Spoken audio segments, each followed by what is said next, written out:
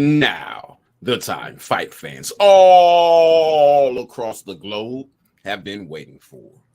It's the MTMV main card with your man, The Voice.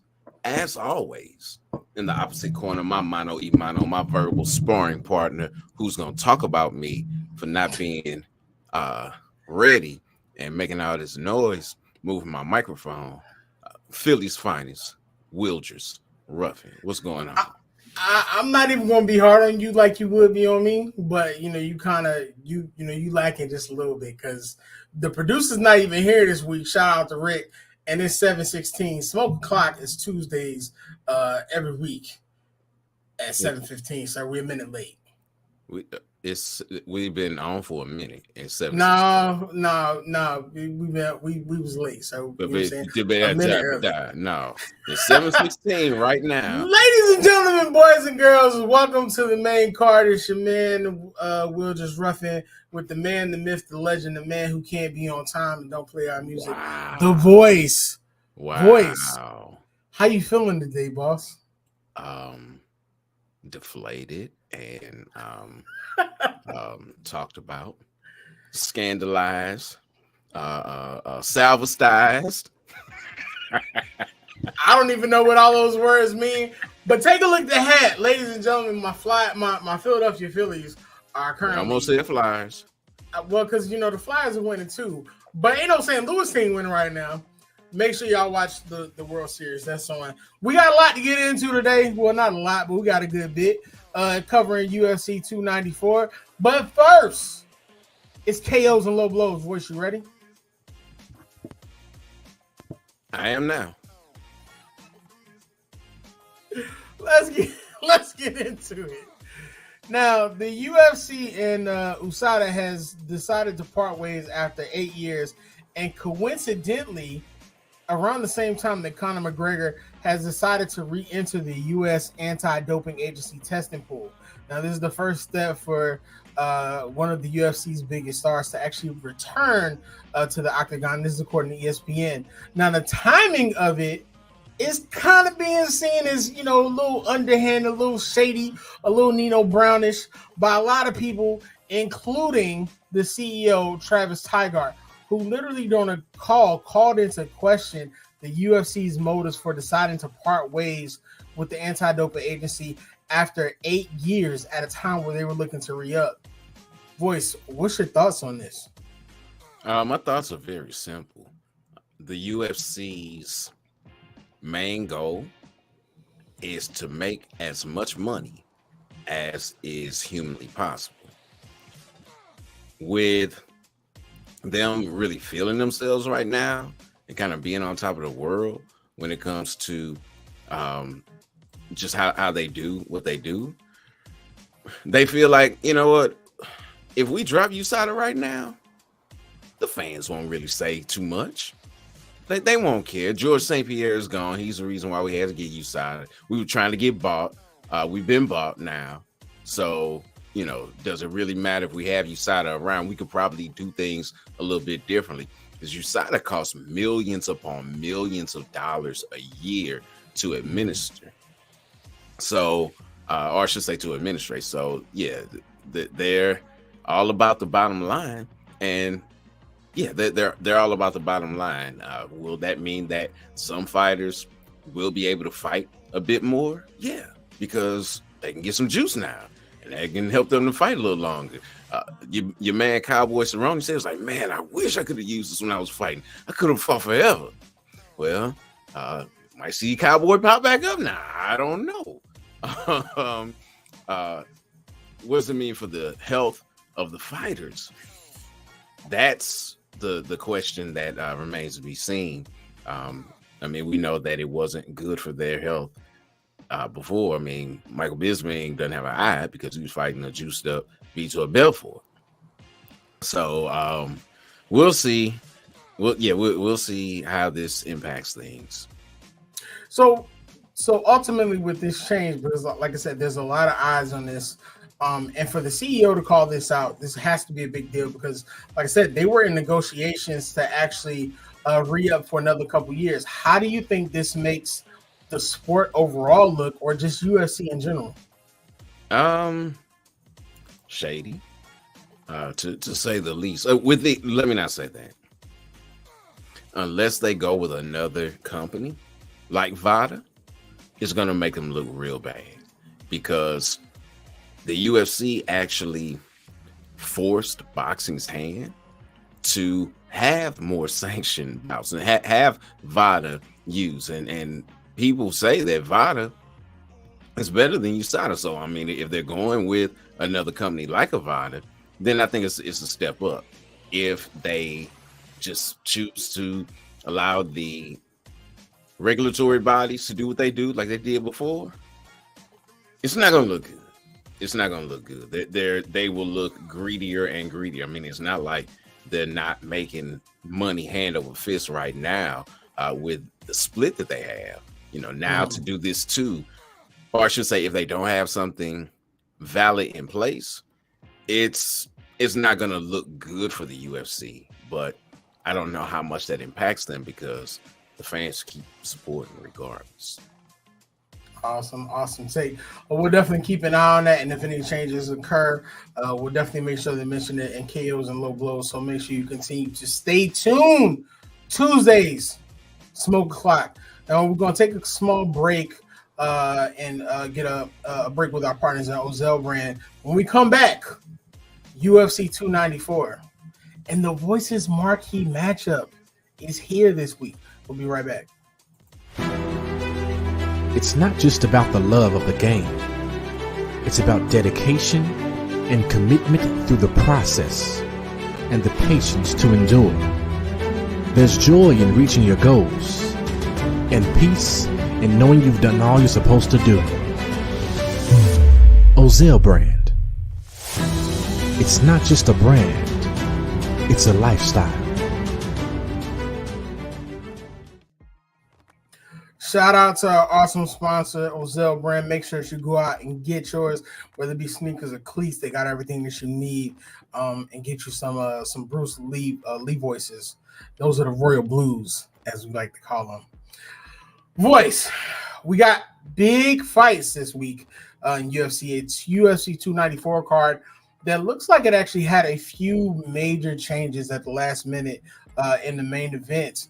One being the main event itself. The last time Makayev and Volkanovski met, the two went toe-to-toe at UFC 284 in a bout that saw Volkanovski move up in weight in an attempt to become the fifth fighter to be champion in two divisions simultaneously. Now, while he did come up short via unanimous decision, the bout did earn the fight of the night. Now, due to a injury forcing Charles Oliveira to pull out, the rematch has been set, and the two will run it back October 21st at UFC 294 in Abu Dhabi. Now, the last-minute bout actually caused Volkanovski to drop 25 pounds for the rematch. Last week, the featherweight champion weighed in at 181 pounds before receiving the call last minute, with him needing to get down to 155, something that he was confident that could be done. He actually stated it was water weight. Now, the Australian champion made it clear that he's not only ready to shock the world with a win over the number one pound-for-pound fighter, but that he wants to go out and hurt him. He stated, it's going to be an exciting one. Obviously, I want to go out there and hurt him, and we'll try to make sure it doesn't go 5 rounds. I want to finish it early, and I don't want to test his gas tank. Don't get me wrong. I think I can do it, but let's not try and test it. Let's just finish it nice and early. With how excited I am, how refreshed I am, both mentally and physically, I'm going to be a dangerous man in there. He later said, I plan on knocking him out, which during his media scrum got some great reactions. Now, for Islam, this bout comes with a goal of redemption and questioning and literally quieting the detractors. Now, many remember that before his eventual win over Volkanovski in the lightweight champion was accused of illegally using an IV to rehydrate. Now, his accuser, current lightweight team and Team Volks, actually the training partner, Dan Hooker, he later admitted that the whole thing may have been a genuine misunderstanding, but for many fight fans, it kind of put an asterisk on the win for Islam. Now, the accusation has led to his camp stating that Islam is actually more motivated than ever. Khabib, his mentor, recently stated Islam's camp was amazing. To be honest, when it was like 100 days before the fight, Islam began to train hard since this day. So he's prepared for the change in fighter. Today was his last sparring day, and all the hard work is finished. Now, Voice, I mean, these are two incredible fighters. We saw what happened the first time. It was a unanimous decision. What would a win or a loss look like here for either fighter? A win for Islam is just part and parcel. I rewatched the fight to prepare for the show, and Islam won it really clearly. 1, 2, and 4. 3 and 5 went to Volk. So to win is it's another day. For Volkanovski, though, it's redemption for him to win. It's history for him to win. It's everything. You coming in, pretty much off the couch in 2 weeks, and you're shocking the world, and you're beating someone who you could not beat just, months ago. I mean, I think the first fight, I want to say, was in February or March. Volk fought again in July, but that was the last time that Islam fought. So this is a back-to-back fight for him. And Khabib saying that he trained really hard starting 100 days or so out makes me wonder, did he overtrain?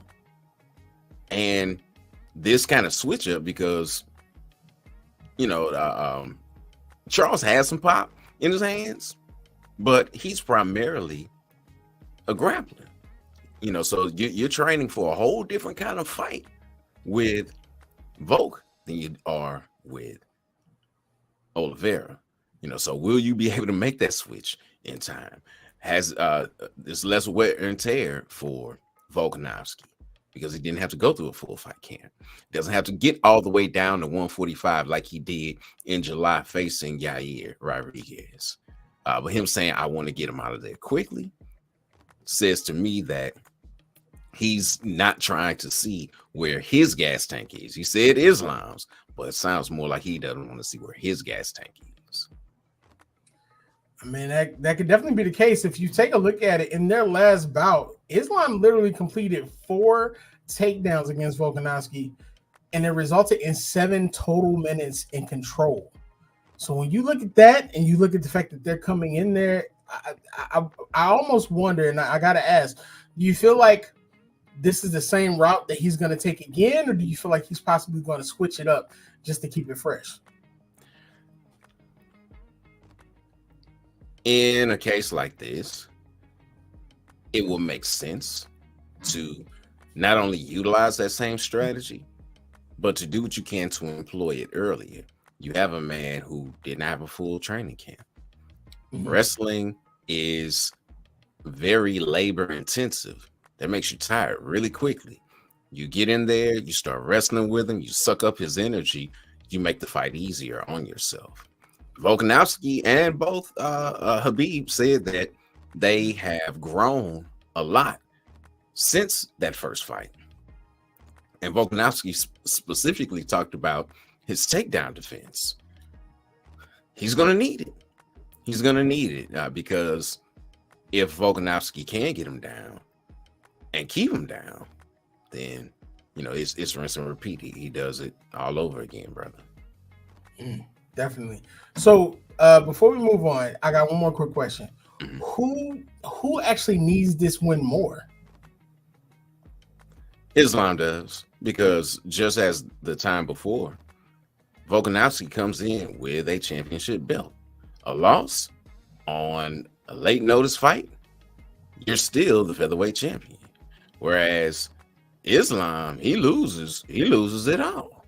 Unless they run it back again for a third time and he's able to be victorious. Awesome. You talked about Volkanovski's takedown. That is, out of his 24 wins, 50% of those have come by KOs and TKOs. So he definitely has to make sure that he works on that, because clearly his strong point is literally standing up and straight fighting. Islam, on the other hand, he has not taken a loss since UFC 192. This was to Adriano Martins, and this was his second bout in UFC. So that's going to be exciting.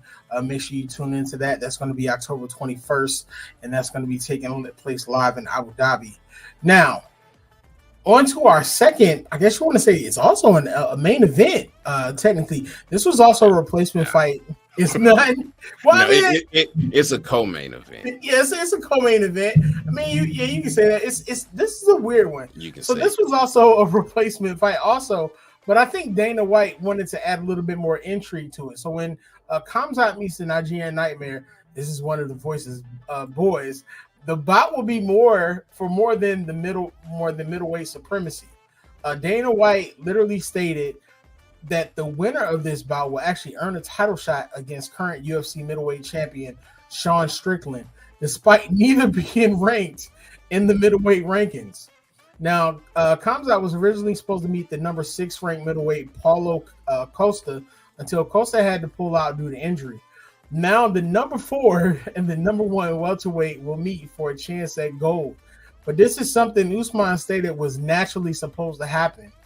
Kamaru told TMZ recently, the crazy thing is I hate being put in this position because this was supposed to be the fight. He's great. He's very, very good prospect. He was in my weight class, so that fight naturally was supposed to happen. And I said, all right, let's do it. I've been ready for it. But of course, some things from his side about not being able to make the weight, and also from UFC side, is actually what changed their plans. So this is the fight that actually came together. Usman has actually been in a slight limbo since his second upset defeat to Leon Edwards earlier this year. Now, the number 1 welterweight is not really looking to make middleweight a new home, but he stated a win against Khamzat could change this drastically.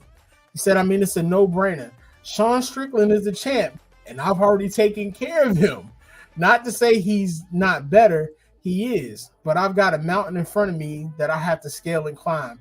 We'll get through that first, and then we'll worry about what's next, but it's a no-brainer.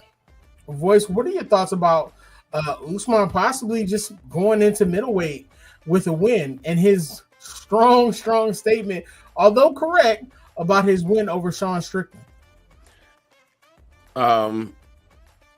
He was very opportunistic with this. We know that the reason he continued to kind of sit out and wait was because his boy, you said it, Usman is my boy, or he is my boy, but my number 1 fighter is Israel Adesanya, and he was a king. So he's like, and we'll never fight each other. Like, we're both Nigerian. We will never fight each other. We're part of the 3 kings: Usman, Israel, and Ngannou. Now, Israel's recently said, look, I'm out, and I'm out for a minute. I'm chilling. I'm healing. I'm getting some stuff right, and then I'll be back. I'm not going to be fighting too much longer. So I want to come back and make it right, not keep pushing myself like I did last time. Usman can come in, win this fight, win against Strickland, and be a champion at 2 different weight classes, something that very few people have been able to do. So for him, this is a very opportunistic time, and if he's been staying in shape, which I'm sure he has been, it'll be great for him. One thing that makes this very interesting is that it is at 185. But in doing my research, do you know what Usman's X handle is? It's his handle on everything, actually, I believe. What's that? Usman 84 kg. 84 kilograms. Okay. You do the math on that, that's 185 pounds. This is where he wrestled at. This is the weight that he's probably most comfortable at. He went down to 170 so he would have the size and strength advantage. So he's actually going to be fighting for the first time at the weight class where he made his name, where he became a national champion in wrestling. So yeah, he's got a lot to gain. I don't know if I answered your question fully though. I feel No, like I mean, I mean, I just want to get your thoughts on his statements and the possibility of him actually sticking with middleweight. Because I have a follow-up question, but I wanted to get your thoughts on that one first. Go ahead. I'm sorry. So the follow-up to that is, let's say Usman does win. With him being champion in both divisions, which belt is he more likely to lose first? So he already lost the other belt. That's like a done deal. Now, if he were to get the middleweight championship, he would defend and kind of hold the spot until Izzy was ready to come back, or until someone was able to dethrone him. And then he probably, go off into the sunset. He's 36 years old. Can't fight forever. Doesn't have that many fights left. But he could come in, win a couple fights, be a champion again at a whole new weight class, reinvent himself, maybe get a extra year or so out of it and ride off into the sunset. Definitely understand. Well, Dana has definitely made it interesting, especially when you consider that Khamzat is undefeated with 12 wins, with all but one of those wins actually coming by KO or submission. And before his shocking losses to Edwards, Usman had been on an 18-fight win streak. So it's one of those things where it's like the immovable object against the unstoppable force. So that's definitely going to be interesting to see. Both of those, like I said, both fights are going to be taking place. That's UFC 294. That's going to be located in Abu Dhabi. I don't know why I keep saying UFC 284. I'm thinking about Volkanovski and Machaev. Now, hold on, before we move forward, because we did a whole lot talking about Kamaru, and I ain't mad because I like him, but I don't want people to say, "Oh, you Nigerian, you Homer."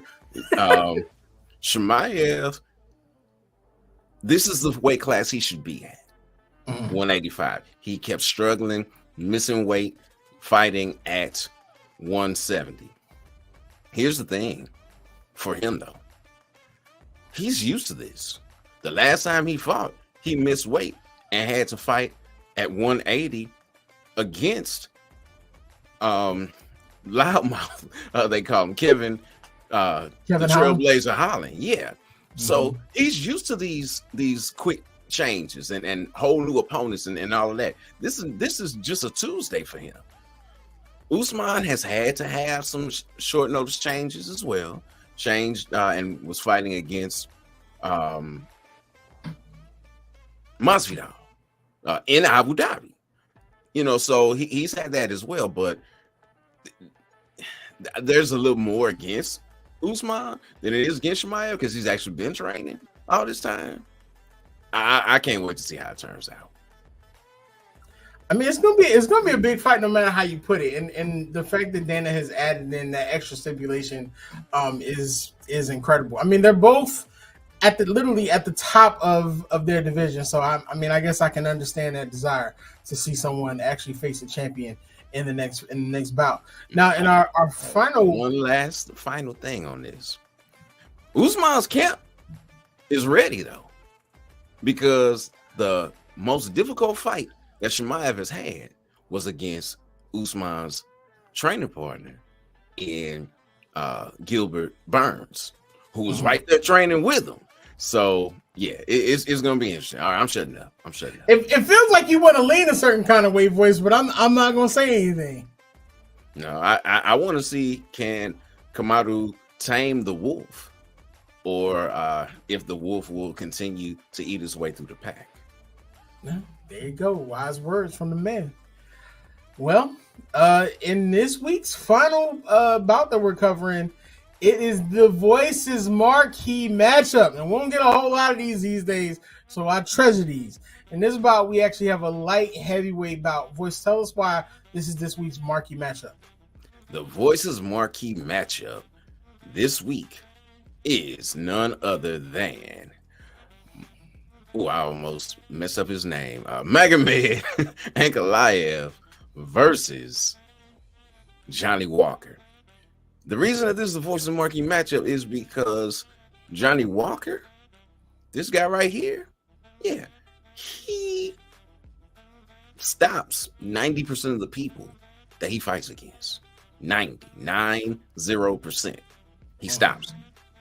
So, and not only that, but normally when it comes to him and fighting, he's either stopping somebody or he's getting stopped.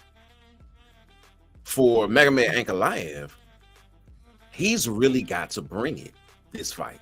You know, now he stopped a little over 50% of his opponents, but because of how poorly things went for him last time, I mean, he was fighting for the light heavyweight championship. And he went from fighting for the light heavyweight championship to like being in a doghouse because he stunk up the place so bad. It was a draw, and Dana was like, okay, we're moving on. We're not rebooking you or Jan Blachowicz. We're going with a whole different fight and a whole different way, and it left him in the dust. So Magomed has to bring it. Johnny always brings it. So it has a recipe for being one of those bonus winners, you know, being fight of the night, being a performance of the night bonus, because Magomed needs to be motivated to do big things so that he can get back to where he wanted to be, which is right there at the precipice of being the UFC champion. And for Johnny, he's put together a little run. Now, granted, not too many people out of SBG Ireland who aren't named Conor McGregor do much, but Johnny's been doing well recently, and I found out why he's there. He's got an Irish wife now, so it just kind of makes sense to train, you know, where your wife is and where you living now. So he's super motivated. See, he's on the treadmill. He's like, I'm coming after you, Magomed. So that's why this is the Voices marquee matchup. Okay, said Ankalaev won on points. I get it, but it was a split draw. So one of the judges, well, two of the judges didn't see it that way. And Dana definitely didn't see it that way because, you know, whenever Dana thinks something did not happen the way that it should have happened, he's real quick to book a rematch. He's like, you go somewhere. You can go back to Russia. You can go fight in the war. I don't care, but, you know, I'm not interested in doing business with you right now. You need to time out. Dana definitely makes his own rules. That's awesome. Thank you for that, Voice. Ladies and gentlemen, that is your week in combat sports. We're going to give Voice's last word to determine anything else, but make sure that you all tune in. That's going to be October 21st, live in Abu Dhabi. And I'm sure Voice is going to be on Twitter giving you his takes. Voice, give us your last words on anything else that we need to keep an eye out on. As far as things to keep an eye out for, I wouldn't say to follow me necessarily, or I wouldn't say follow me. Don't look too closely for the UFC stuff this week. I am going to one of my boys' last football game on Saturday. So I'm just going to catch it when I get back. Stay off of social media until then. And then I'll tell you all about it. Some fights that I might be able to catch, though, is this one. Jack Catterall and Jorge Linares are going to fight each other. They're fighting across the pond. So it'll be around 4 or 5 o'clock local time for me.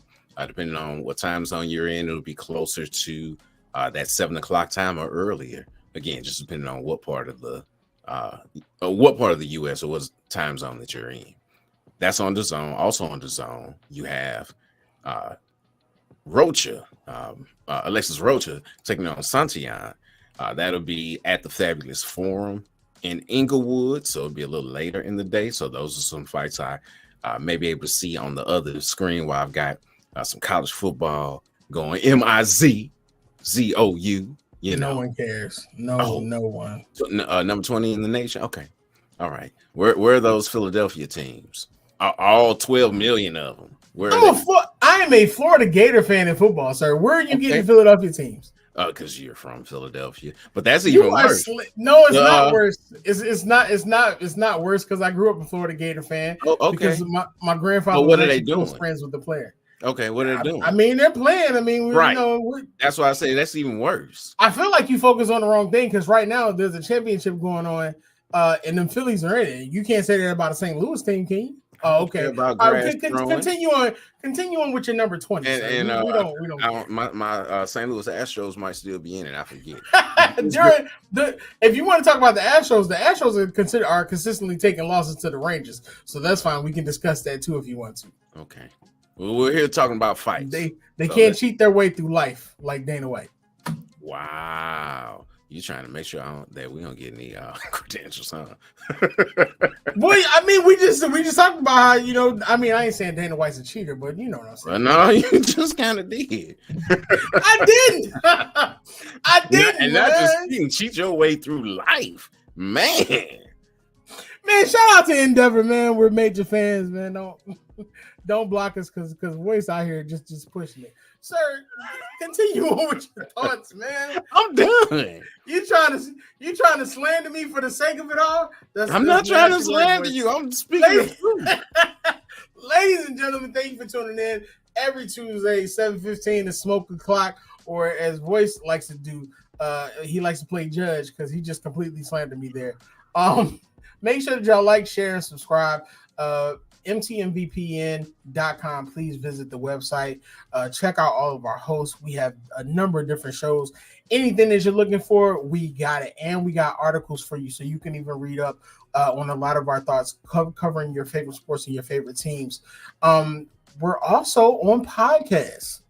Your favorite podcast. If you can't see these beautiful faces, you can hear these beautiful voices. Spotify, Apple. What else am I missing, Voice? Everything. Well, yeah, everything. You name it. If it's a major platform, we're on it. There you go, because we major. Right. And we are pushing for Spotify right now. We got a goal to hit. So if you are not subscribed to us on Spotify, we'd appreciate that. Definitely. Thank you for continuing to show us love. Thank you for your comments. Thank you for all the Facebook groups. Also, Voice, take us out. Until next time, fight the good fight. What's going on, family? It's your man, Wildress. And it's your man, the myth, the legend, the voice. And you just finished watching the main card on the MTMV network. Yeah, for more great shows just like this, smash the subscribe button and keep fighting the good fight.